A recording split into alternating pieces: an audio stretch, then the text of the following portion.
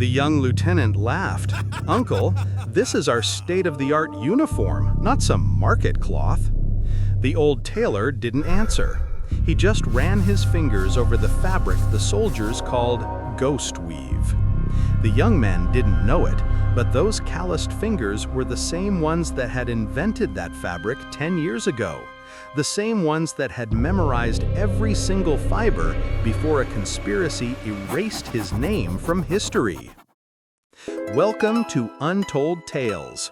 Before we begin this powerful story of forgotten genius and the arrogance of a new generation, tell us in the comments, from which city are you watching this video today? And if you believe true mastery can never truly hidden, hit that subscribe button and help us share the stories that matter. In the deep, sprawling shadow cast by a city's gleaming monuments to modernity, towers of steel and glass that scrape the sky, there existed a small, cobblestone street that time itself seemed to have respectfully bypassed. It was a crack in the polished veneer of the metropolis, a place where the roar of traffic softened to a distant hum. On this street, nestled between a shuttered bookstore and a family-run bakery, stood a small shop. It had weathered the decades with quiet dignity, its large window displaying bolts of faded velvet and sun-bleached tweed. Above the door, brass letters, tarnished by a century of rain and sun, spelled out a simple, honest name: Master Elias, Tailor. To step inside was to step into another era. The air was thick with a unique perfume, a complex blend of mothballs from the bolts of wool, the sharp tang of hot steam from the press, and the earthy, comforting scent of aged textiles. Motes of dust, like tiny golden spirits, danced lazily in the solitary shafts of sunlight that pierced the gloom, illuminating a world of quiet order. Walls were lined with shelves holding hundreds of wooden spools, their threads arranged in a silent, fading rainbow. An ancient, foot-pedal-operated sewing machine stood sentinel in one corner, while a heavy charcoal-heated iron, its surface a mirror of black steel, rested on a stone block, a relic of a time before electricity was a certainty. The sole inhabitant and ruler of this miniature kingdom was a man in his late 70s, known to the handful of people who still remembered him as Master Elias. His shoulders were permanently stooped, an arch carved by 60 years of leaning over workbenches. Behind a pair of simple wire-rimmed spectacles, his eyes were pale but sharp, possessing the rare intuitive wisdom of a true artisan, the kind of wisdom that could discern the very soul of a cloth, the integrity of a stitch, or the quality of a thread with a single, lingering glance. His hands were a testament to his life's devotion. They were gnarled and calloused, a roadmap of countless pinpricks and faint, silvery scars from the hot iron. Yet they moved with the unwavering precision and grace of a concert pianist. His clientele had, over the years, dwindled to a few elderly, loyal gentlemen, the last vestiges of an age when a tailored suit was an investment, not a purchase. For them, Elias would mend tears, adjust waistlines, and reinforce collars, always with the same silent, methodical, almost reverent care. His world was one of rhythm and patience. That day, the gentle, predictable rhythm of his world was shattered.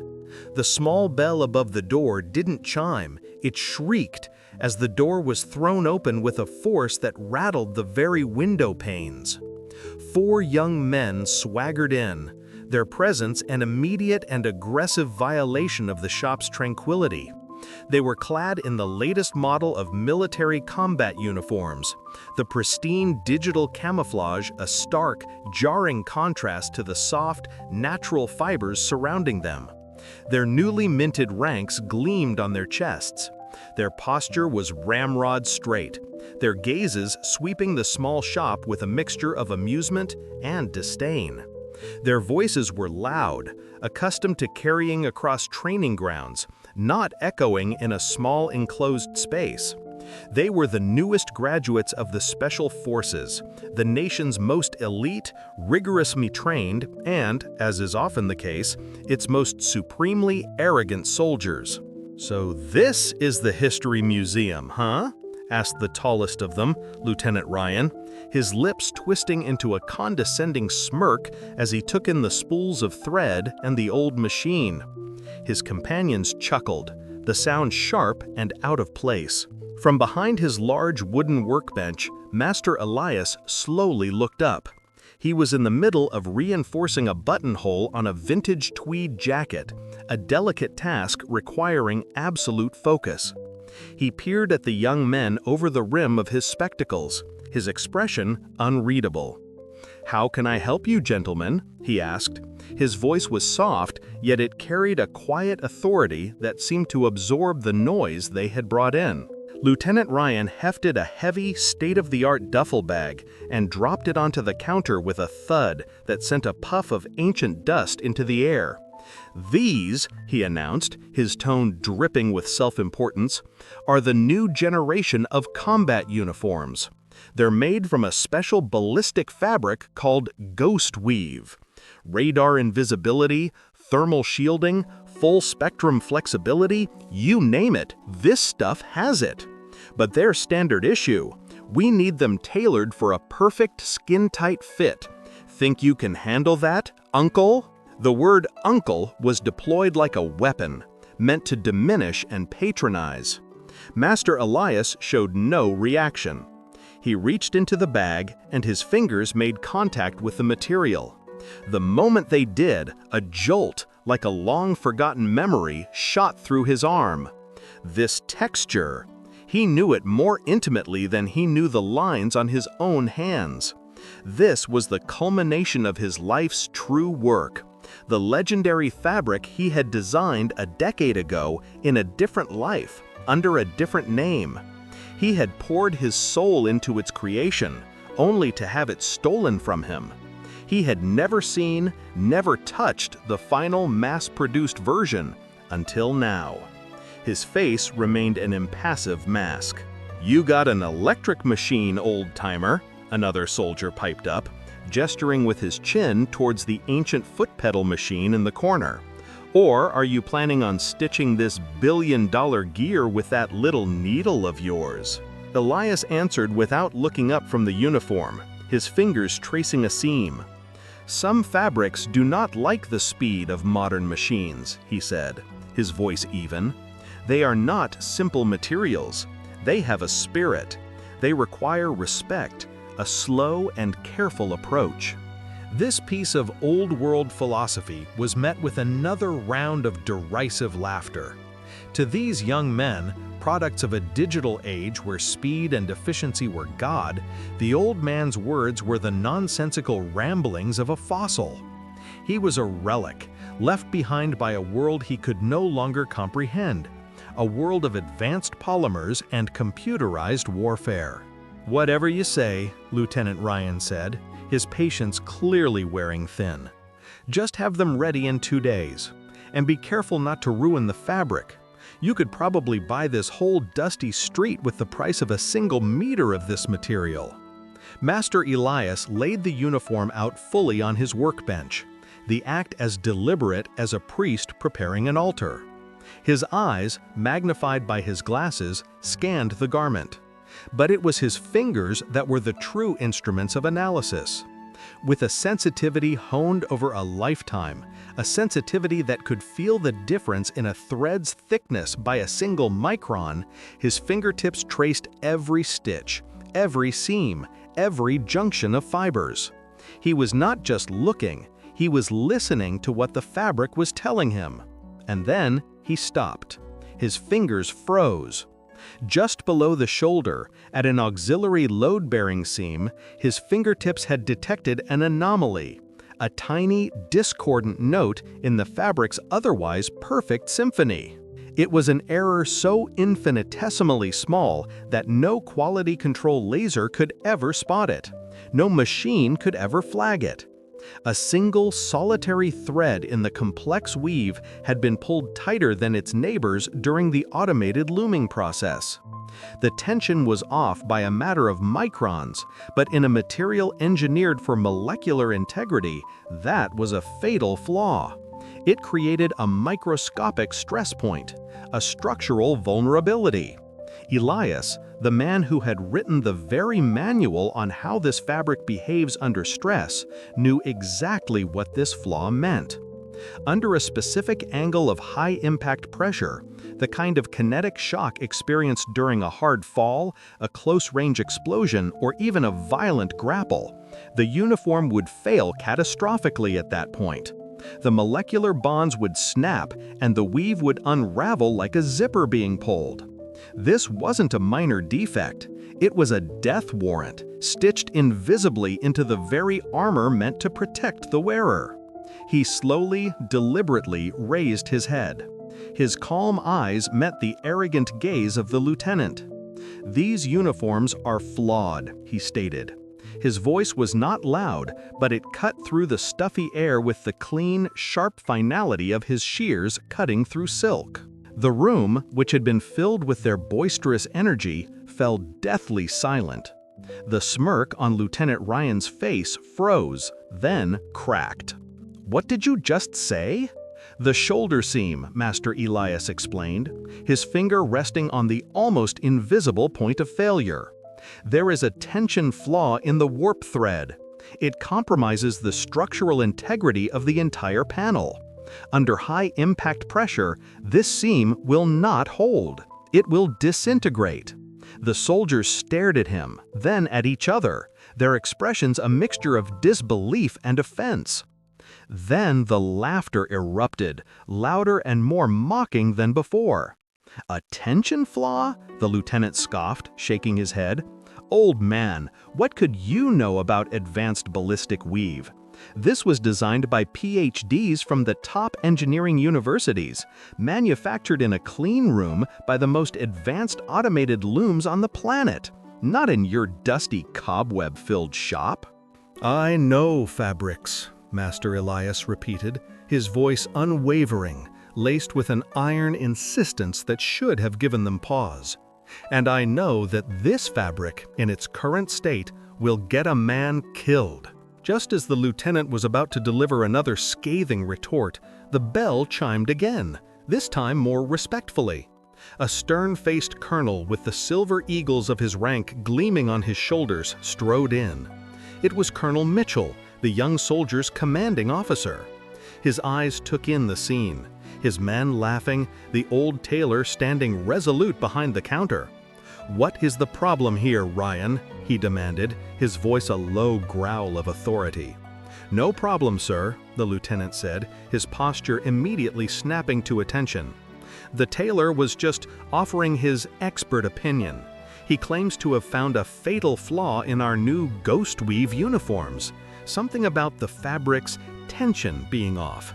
He said the last words with a barely concealed eye roll. Colonel Mitchell's gaze fell upon Master Elias, sweeping over him with a cold, dismissive appraisal.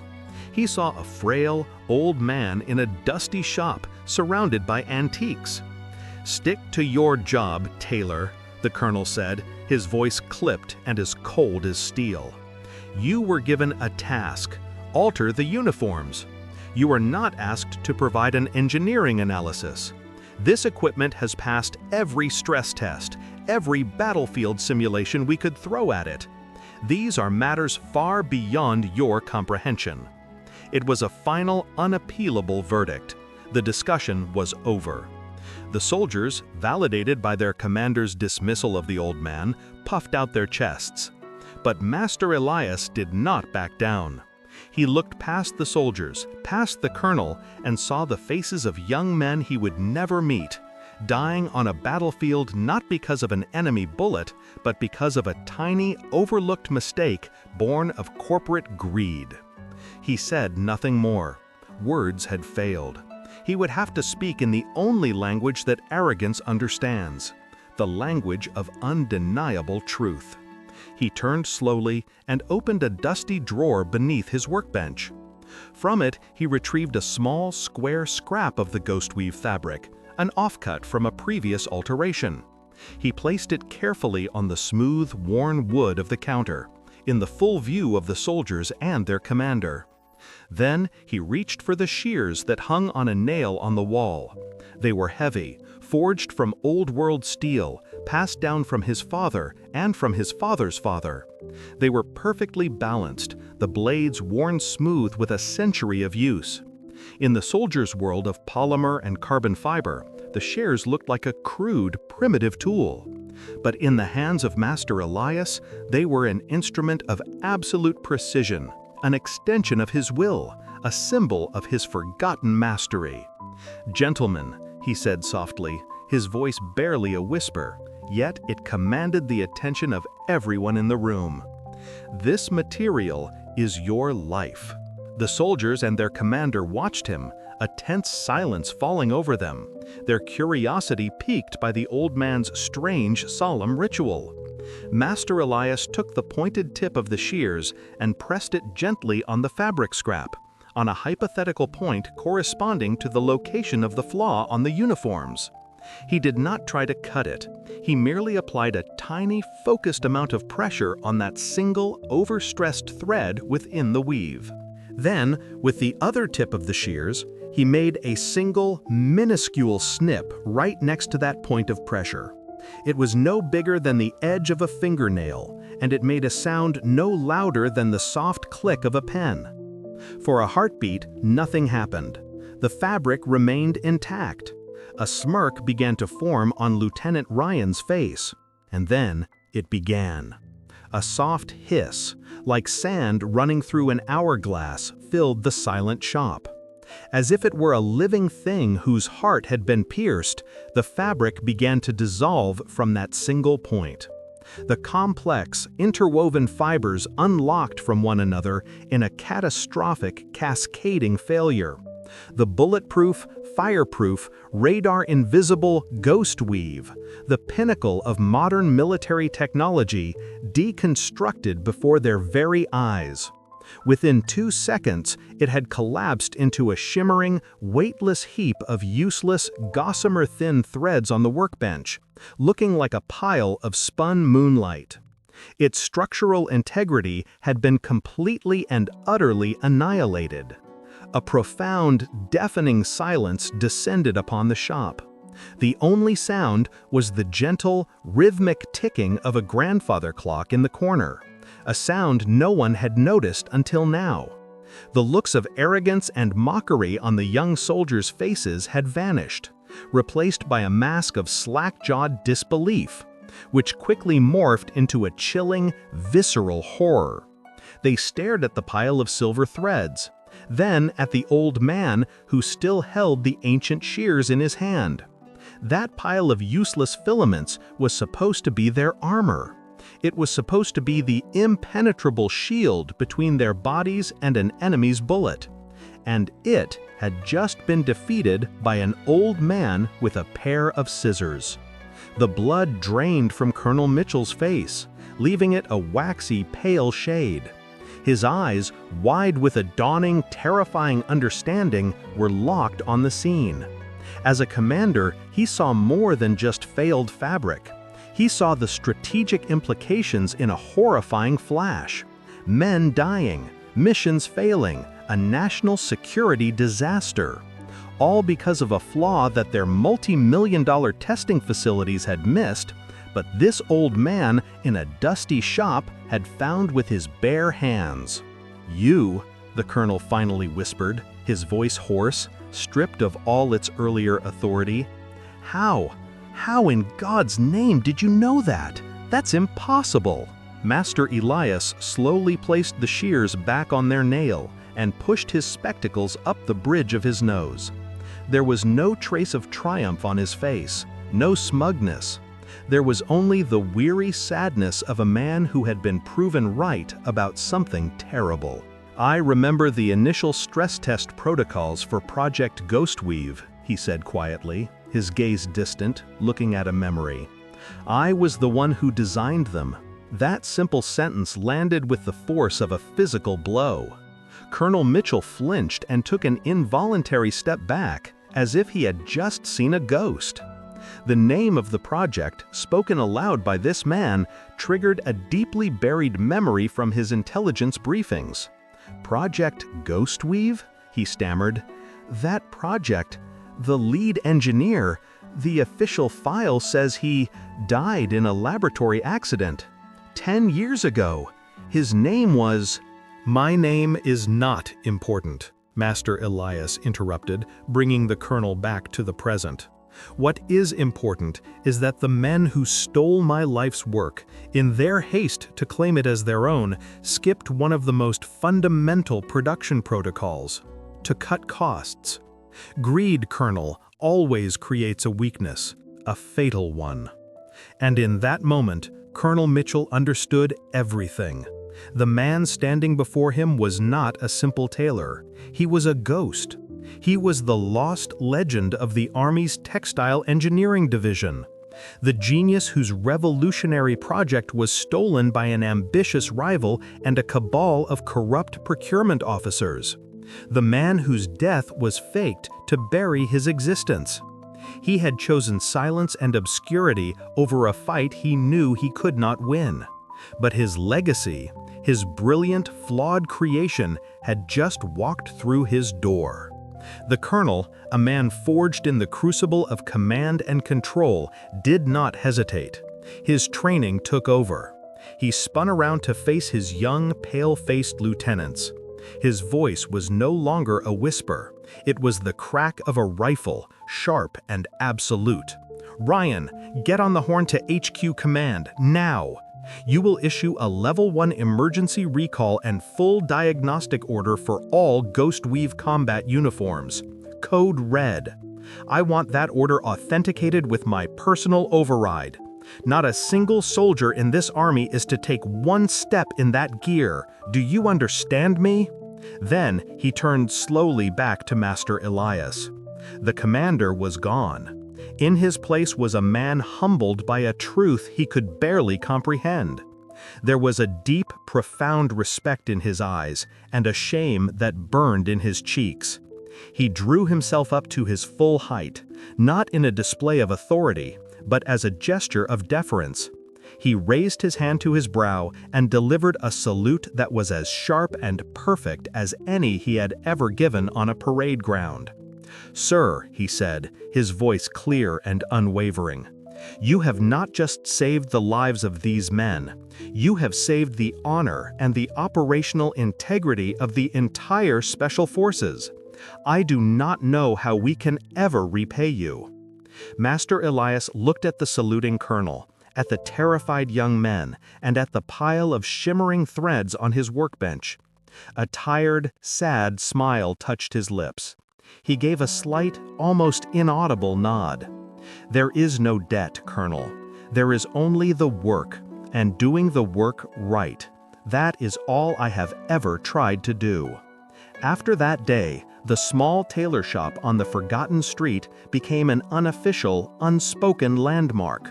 The fatal flaw in the uniforms was silently corrected. A national catastrophe averted without a single headline. Master Elias refused all medals, all offers of commendation or wealth. He simply continued to open his shop every morning to heat his charcoal iron and to do the work that he knew best. But something fundamental had changed. Sometimes, young soldiers, their uniforms now perfectly safe, would walk down that old street. They would stop in front of the shop and peer through the window. They would watch in respectful silence as the old man, with his steady, knowing hands, mended a simple tear in an old coat. For they no longer saw just a tailor. They saw a quiet protector, a living legend. They saw the man whose wisdom had saved them, a man who had proven that the most advanced technology is no match for true, timeless mastery.